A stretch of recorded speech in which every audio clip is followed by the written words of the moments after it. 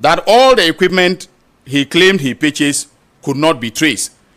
Investigations established that though Chairman Wontumi submitted the forged receipt to Exim Bank, he stated during interrogation that he purchased second-hand brand new, whatever that means, second-hand brand new equipment, and that the receipts of all the purchases, including the documents on the equipment, were all sent to Exim Bank. However, Exim Bank has confirmed that neither Chairman Wontumi nor Wontumi Farms Limited submitted any documents covering the purchase of the required equipment except the forged receipts. In fact, when our investigators went to the ground, they realized that there were some obsolete, decrepit machines on the side, tractors dating back that were manufactured in the 1970s, and that were not functioning, were the ones that had been placed on the farm. So this was definitely a grand scheme designed to defraud Exim Bank. It is clear from our investigation that Chairman Wontumi and his company, Wontumi Farms Limited, made fraudulent misrepresentations to Exim Bank with a view to obtaining the loan facility, and in fact did obtain the loan facility. The equipment they represented were to be purchased were never procured. The farming enterprise never materialized, and so no young persons were employed in Asare Nkwanta in the Ashanti region.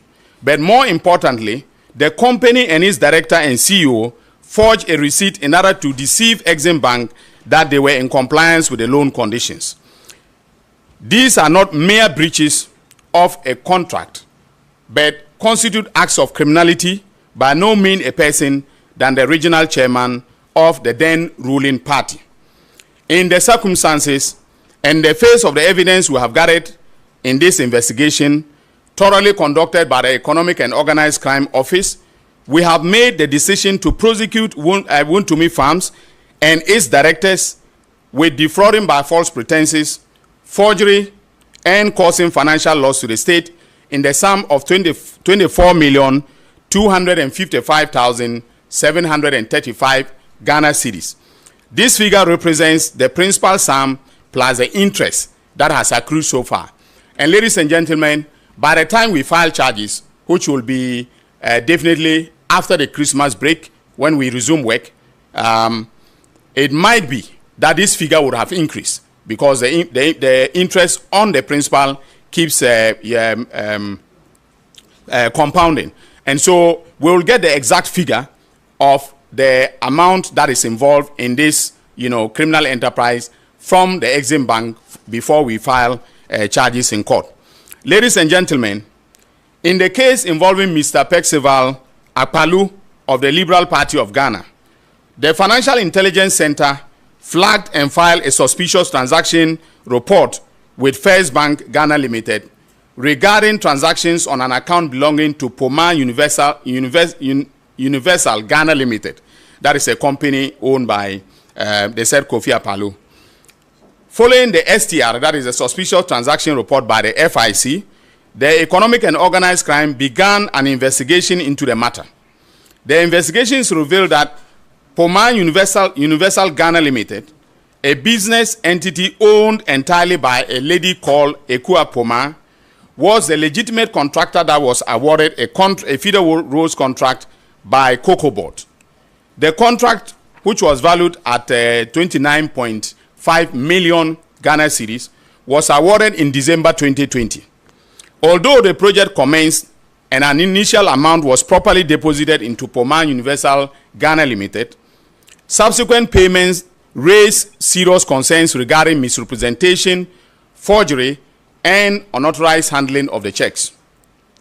Our investigations revealed that Apkalu secretly incorporated another company, separate and distinct from Poma Universal Ghana Limited, also known as Poma Universal Ghana Limited, but deliberately added H to the Poma. So Poma is P-O-M-A-A, all right, Ghana Limited, which is the company which is owned by Ekua Poma. What the company that he incorporated added H to the Poma, so it became I don't know how to pronounce it, but the same Poma, Poma Ghana Limited, Universal Ghana Limited. But the difference was just the H at the end of Poma. And so after having done this, between December 2022 and June 2024, Apkalu collected 8 checks issued by Cocoa Board in the name of Poma Universal Ghana Limited. That is the original and authentic Poma, totaling 3.1 million. That is 3,169,432 Ghana cedis and 22 pesos, and deposited them into the account of his own company, that is also Poma Ghana Limited with an H at First Bank Ghana Limited. Again, our investigations confirmed that Ekua Poma was unaware of both the existence of the Poma Ghana Limited, that is the second company, and the diversion of the funds until Cocoa Board contacted her in June 2024 regarding outstanding balances on the contract. She subsequently discovered that Apkalu had collected and misdirected the payments without her consent. Ekua Poma also alleged that Apkalu forged her signature on the Cocoa Board contract using her former name, Mercy Owusu, to secure the agreement without her authorization. First Bank Ghana Limited conducted an internal investigations and corroborated the fraud allegations that we have made, concluding that Apkalu knowingly misrepresented ownership of the checks and deposited them into the wrong account. The bank acknowledged operational failures in detecting the discrepancies between the check payee names and the account numbers. The suspects who have been investigated are Percival Kofi Apkalu, Poma Ghana Limited, the Poma with the H, and Delvin Apkalu, his wife. That is the spouse of Kofi Apkalu. It's fast becoming fashionable to commit crimes with spouses these days. The evidence shows that they engage in various criminal offenses, including stealing, forgery, and money laundering, and they will be charged by my office again, as I said, upon resumption of work after the Christmas holidays. Now, ladies and gentlemen of the media, further to the update that I provided during my press conference to announce the conclusion of investigations into the buffer stock scandal, my office continues to work with other institutions of state to bring charges in relation to the oral investigation reports submitted by the National Intelligence Bureau. As you have known by now, pursuant to discussions with the Auditor General, the sums of money involved in the National Service scandal have been disallowed by the Auditor General, and these sums have been surcharged on the public officers who superintended the looting of state resources at the NSA. The notices of disallowance and surcharge have been duly issued and served on the said public officers. After 14 days, if they fail to show cause why the sums of money should not be disallowed and surcharged on them, the money becomes a debt due and owing to the Republic, and I will proceed to take civil action to recover the sums involved. Once a judgment is obtained, it will be executed using the civil procedure mechanisms, including the attachment of properties they own, whether or not these properties were part of the proceeds of crime. I intend to write formally to the Auditor General for confirmation of the notices of disallowance and surcharge. So I want to send a message to all public officers who are superintending the expenditure of state funds, that from now onwards, when you are charged with the offense of causing financial loss to the state, even though with respect to that offense, we don't need to show that you have in any way benefited from the transaction that either intentionally or recklessly caused financial loss to the state. We will begin the process of surcharging all public officers who have caused financial loss to the state. So in addition to the criminal charges which will be filed, we will ask the Auditor General to disallow and surcharge the sums of money lost to the state on the public officers. Now note, ladies and gentlemen of the media, I do not need to prove your guilt in a criminal matter, all right, in order to be able to succeed in the surcharge and disallowance, because that is a civil matter. It's proved on the basis on the balance of probabilities.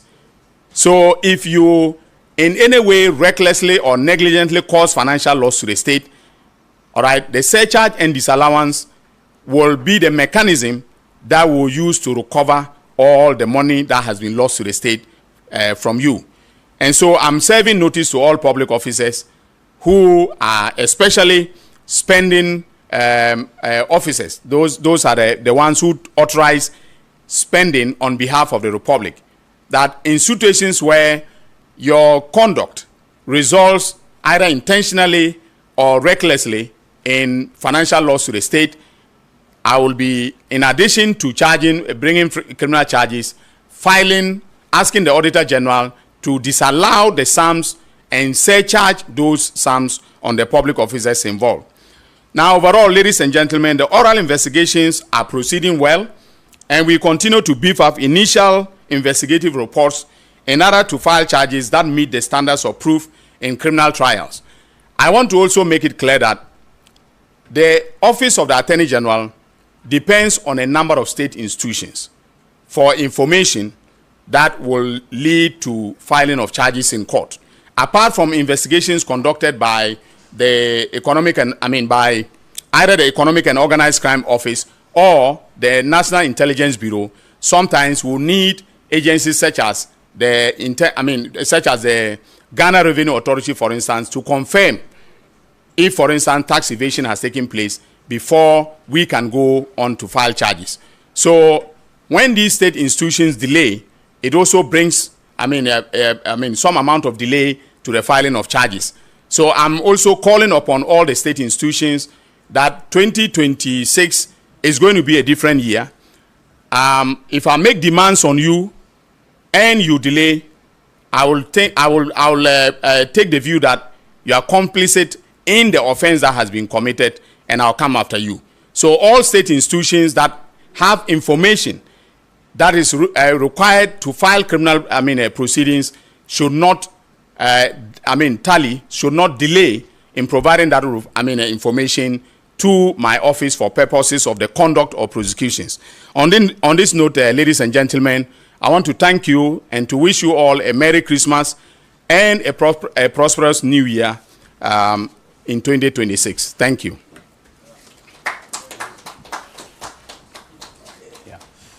Thank you very much, Honorable Attorney General. Now, all those who are present, media men and women, and are willing to ask questions of the Attorney General in respect of the briefing he just gave, or any matter relating to oral, or any matter that falls under his purview, should please line up behind the microphone.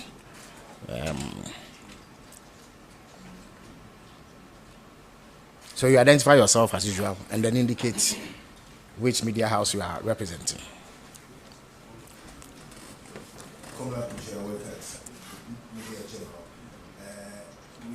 We have become aware of what the president indicated when he said he was going to go after people who have misappropriated or stolen funds that belongs to the state, not just of the past administration, but then the current administration as well. We also know the fight against Galamsey has been one of the topmost ones.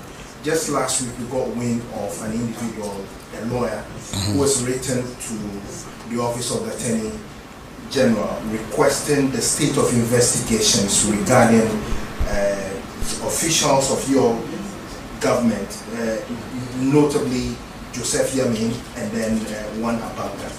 One, what is the current progress of investigations?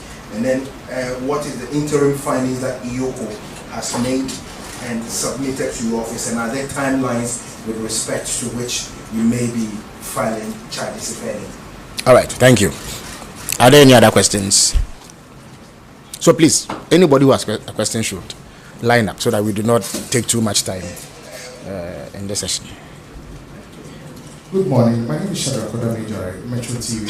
My question is, what happens in cases where people make false representations to banks and the banks grants the people the loan, would the AG also hold those financial institutions accountable?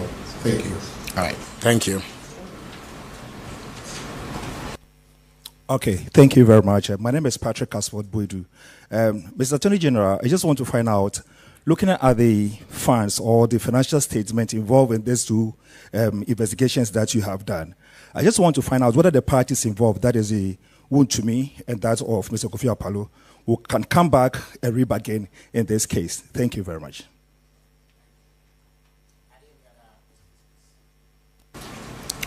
Okay, Honorable Attorney General, you may answer these questions. Okay. At this time, yeah. Yeah. Thank you very much. There are basically three questions.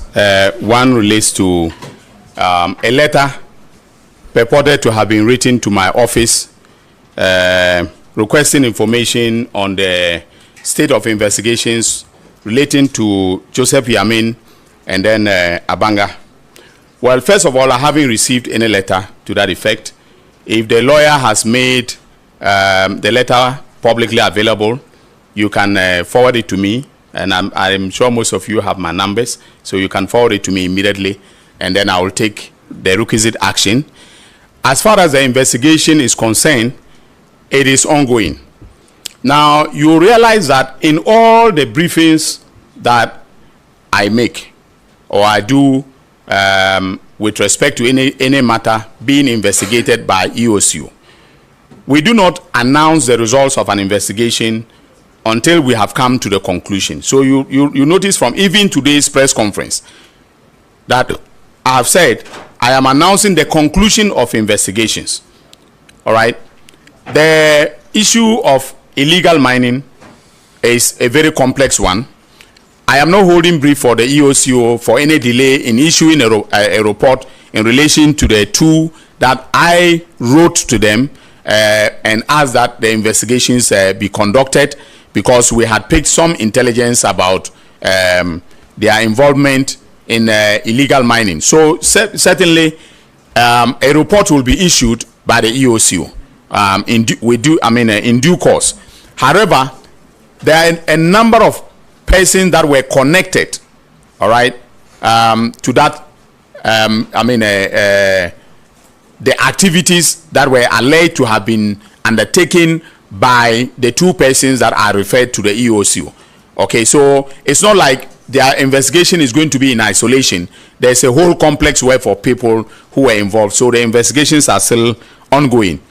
Now, the Metro TV gentleman asked the question as to whether if representations are made, misrepresentations are made to banks, and the banks are based upon those misrepresentations grant loans, right, whether the banks themselves can be held accountable.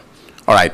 Now, if you do make misrepresentations in your loan documents, all right, which are essentially contractual, and that applies to the Wontumi case, okay, the bank is entitled to take legal action against you for damages for misrepresentation, okay, which is a remedy that is available under in the law of contract. All right. So a bank necessarily does not commit an offense by relying on the misrepresented facts to grant a loan. Do you get the explanation? All right. So that is a matter of contract. However, if you look at what happened in the Wontumi case, it's beyond. Okay, so there are two forms of misrepresentation. You can have a fraudulent misrepresentation that borders on criminality, all right, that borders on fraud, okay, that can lead to prosecution for defrauding by false pretenses, all right, and the criminal liability is on the person that made the fraudulent misrepresentation and not the fraudulent representation and not the bank. So you cannot hold the bank to a criminal for criminal accountability in respect of it, because the bank relied on the representation. You can say that it was not diligent. They should have conducted their own due diligence in order to be able to act prudently and not give the loan to a person who actually does not intend first to use the loan for the purposes for which it was contracted, and secondly, basically wants to defraud the bank. All right.